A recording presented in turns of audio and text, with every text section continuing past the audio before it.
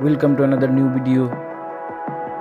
In this video you will see how to remove ghost post option on Facebook. Please follow complete the process.